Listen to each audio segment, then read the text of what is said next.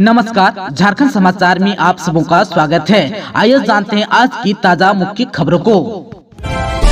PDS dealers सभी जिलों में कर रहे हैं बैठक, 1 जनवरी से आंदोलन की बना रहे हैं रणनीति। राज्य के 26,000 पीडीएस डीलर 1 जनवरी से हड़ताल पर चले जाएंगे। इसके लेकर पीडीएस डीलर की लगातार बैठक हो रही है। Fair price shop dealers association की ओर से हड़ताल का आह्वान भी किया गया है।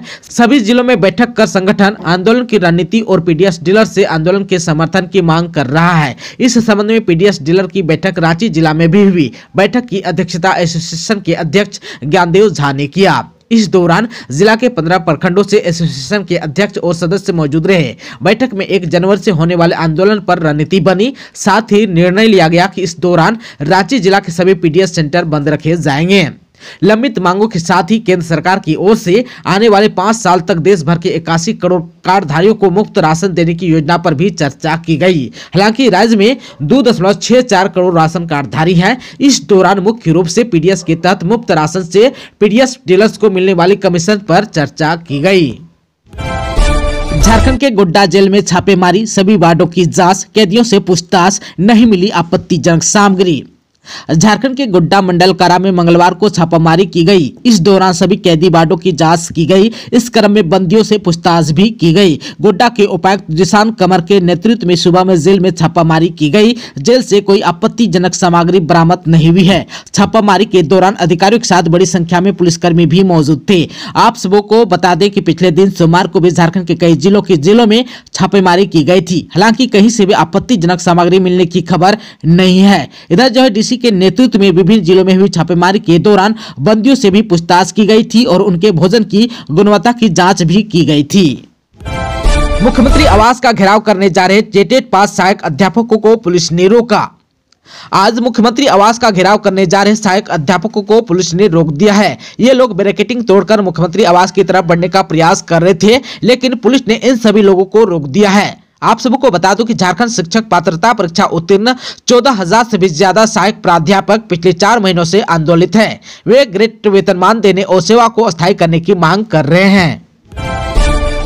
लातेहार में भाकपा माओवादियों का तांडव, निर्माण कार्य में लगी मशीन को फूंका, मजदूरों के साथ की मारपीट। लातेहार जिला में एक बार फिर भाकपा माओवादियों ने तांडव मचाया। घटना लातेहार जिला के प्रखंड महुआटांड़ थाना क्षेत्र के चुटिया गांव की है, जहां माओवादियों ने पुल निर्माण कार्य में लगी मिक्सर मशीन को आग के हवाले कर दिया। इतना ही नहीं, माओवादियों ने पुल के निर्माण कार्य में लगे 4 मिस्त्री और मजदूरों के साथ मारपीट भी की। घटना सोमवार रात 8 बजे की है। मजदूरों ने बताया कि नक्सली 5 की संख्या में आए हुए थे। झारखंड में 2 जनवरी की शाम से बदलेगा मौसम, 3 से होगी लगातार बारिश, गिरेगा पारा। अफगानिस्तान यानी कि उत्तर पश्चिम में उठा बिजोप कमजोर पड़ने से रांची सहित लगभग पूरे झारखंड में आसमान साफ हो गया है। ऐसे में धूप की किरणें सीधी पड़ रही है और ठंड के मौसम में भी दिन में गर्माहट आ गई है। स्थिति यह हो गई है कि राजधानी सहित झारखंड के अन्य जिलों का तापमान में उतार चढ़ाव होने लगा है।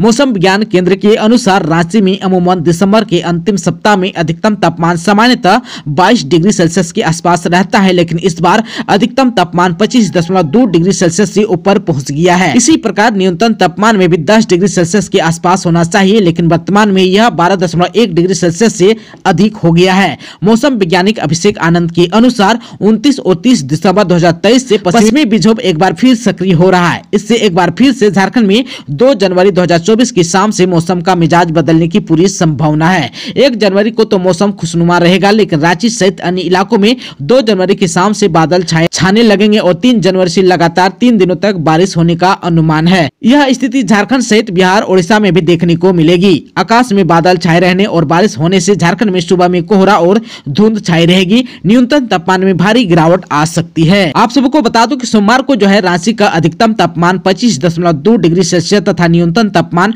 12.1 डिग्री सेल्सियस रहा। वहीं जमशेदपुर का अधिकतम तापमान 28.3 डिग्री सेल्सियस तथा न्यूनतम तापमान 13.8 डिग्री सेल्सियस रहा। वहीं मेदिनीनगर का अधिकतम तापमान 27.2 डिग्री सेल्सियस तथा न्यूनतम तापमान 11.3 डिग्री सेल्सियस रिकॉर्ड किया गया। सोमवार को राज्य में सबसे कम गढ़वा का न्यूनतम तापमान 10.3 डिग्री सेल्सियस तथा अधिकतम तापमान चाईबासा का 28.4 डिग्री सेल्सियस रहा। सोमवार को कांके का न्यूनतम तापमान 6.2 डिग्री सेल्सियस रहा।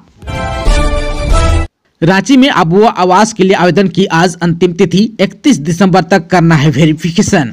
आपकी योजना आपकी सरकार आपके द्वार अभियान के तहत आबुआ आवास योजना की आवेदन जमा करने की अंतिम तिथि आज 26 दिसंबर है। बीते सप्ताह तक जिला भर में 1.5 लाख से अधिक आवेदन प्राप्त हो चुके हैं। प्राप्त आवेदनों को पोर्टल में अपलोड करने की आखिरी तिथि 28 दिसंबर है। विभाग द्वारा तय किए गए कार्यक्रम के मुताबिक आवेदनों का सत्यापन 31 दिसंबर तक करना है। साथ ही लाभुकों के चयन को अंतिम रूप देने के लिए 4 जनवरी तक विशेष ग्राम सभा कराने का निर्देश भी दिया गया है। बताया गया कि ग्राम सभा से पारित सूची का प्रकाशन 28 दिसंबर से 8 जनवरी तक होगा। प्राप्त आपत्ति और त्रुटि का निराकरण 5 से 18 जनवरी तक किया जाएगा। लाभुकों को प्रथम किस्त की राशि 24 से 31 जनवरी के बीच दी जाएगी। इधर आवेदनों की जांच के लिए प्रखंडवार जांच दल का गठन भी किया जा चुका है।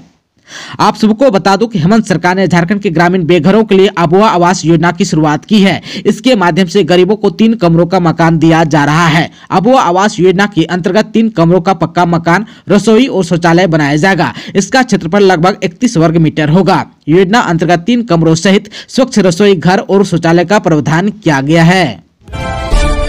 सरायकेला के डैम परिसर में शराब पीते पकड़े गए तो 24 घंटा हाजत में गुजारने होंगे।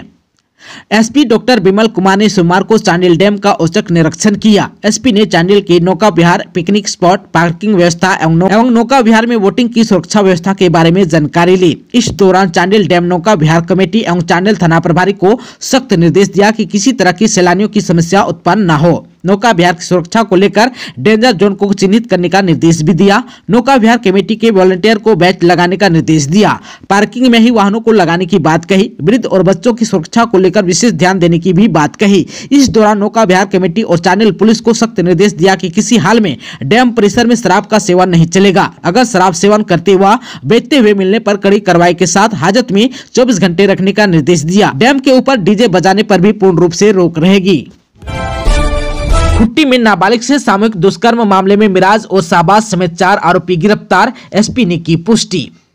खुट्टी के ग्रामीण इलाकों में नाबालिग से सामूहिक दुष्कर्म किए जाने का मामला सामने आया है। बताया जा रहा है कि घटना उस समय हुई जब वह रविवार रात को नाबालिग लड़की क्रिसमस के मौके पर चर्च से प्रार्थना कर अपने घर वापस लौट रही थी। उसी समय पहले से घात लगाए आरोपियों ने इस घटना को अंजाम दिया। आरोपियों में 2 युवकों की पहचान मिराज और शाहबाज के रूप में हुई। घटना के दौरान इन दोनों ने ही डरा धमकाकर लड़की को घर छोड़ने की बात कही। इसके बाद वह नाबालिग को अपने साथ ले गए और एक घर में रखकर दुष्कर्म की घटना को अंजाम दिया। इधर जब देर रात तक नाबालिग अपने हॉस्टल नहीं पहुंची तो हॉस्टल प्रबंधन ने उसके परिजनों को इसकी जानकारी दी।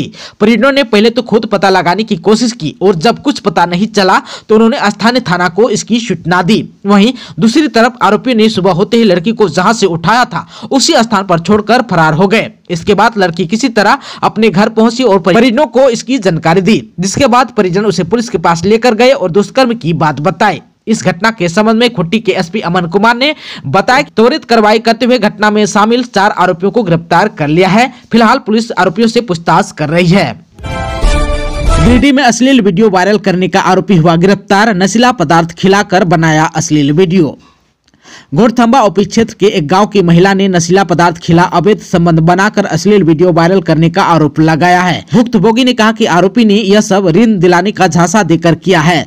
घोड़थंबा ओपी में सोमवार को आवेदन देकर कार्रवाई की मांग की गई है। आवेदन के आधार पर पुलिस ने त्वरित कार्रवाई करते हुए मामला दर्ज कर युवक को गिरफ्तार कर लिया है। ओपी में दिए गए आवेदन के अनुसार कोडरमा जिला का घुरमुंडा निवासी राजन कुमार ठाकुर पिता परमानंद ठाकुर पीड़िता के घर माइक्रो फाइनेंस कंपनी से ऋण दिलाने को लेकर आया और उसके साथ दोस्ती की। एक दिन जब वह घर में अकेली थी तो वह आया और प्रसाद बोलकर नशीला पदार्थ खिला दिया। इसके बाद वह बेहोश हो गई। अचेता अवस्था का फायदा उठाकर आरोपी युवक ने उसका अश्लील वीडियो बना लिया और सोशल मीडिया में वायरल कर दिया। इधर आवेदन मिलते ही ओपी प्रभारी प्रेम कुमार के नेतृत्व में टीम गठित आरोपी युवक को उसके गांव से बाहर गिरफ्तार कर लिया गया। इस बाबत ओपी प्रभारी ने बताया कि आवेदन के आधार पर कांड दर्ज कर जांच पड़ताल के दौरान सोमवार को आरोपी युवक को गिरफ्तार कर लिया गया है। बताया कि कानूनी औपचारिकता के बाद मंगलवार को उसे जेल भेज दिया जाएगा। साहिबगंज के बाइक चोर गिरोह का मास्टरमाइंड समेत 2 गिरफ्तार, 2 बाइक हुआ जब्त। दुमका पुलिस ने स्थानीय पुलिस के सहयोग से बाइक चोर गिरोह की तलाश में 3 दिनों तक सघन छापेमारी की। थाना क्षेत्र के मानसिन्ना से बाइक चोर गिरोह के मास्टरमाइंड अब्दुल मुतालिब और अकरम शेख को गिरफ्तार कर 2 बाइक भी जब्त की गई है। गिरफ्तार अब्दुल मुतालिब के पास से बजाज की बाइक और अकरम के पास से होंडा शाइन बाइक की बरामदगी हुई। गिरफ्तार बाइक चोरों को दुमका पुलिस साथ ले गई। दुमका नगर थाना कांड संख्या 289/23 में बाइक चोर गिरोह की तलाश में छापामारी कर रही थी। दुमका नगर थाना के सब इंस्पेक्टर रविशंकर कुमार के नेतृत्व में पहुंची टीम राजमहल थाना प्रभारी कुंदनकांत विमल के सहयोग से गोपनीय तरीके से छापामारी कर रही थी। नाटकीय ढंग से चोरों को गिरफ्तार किया गया। दोस्तों, अभी तक आपने चैनल को सब्सक्राइब नहीं किया है तो प्लीज चैनल को सब्सक्राइब कर बेल आइकन को प्रेस कर दीजिएगा ताकि खबरों का अपडेट आपको मिलता रहेगा। इसके साथ ही आज के खबरों में बस इतना ही। हमें दीजिए इजाजत। नमस्कार।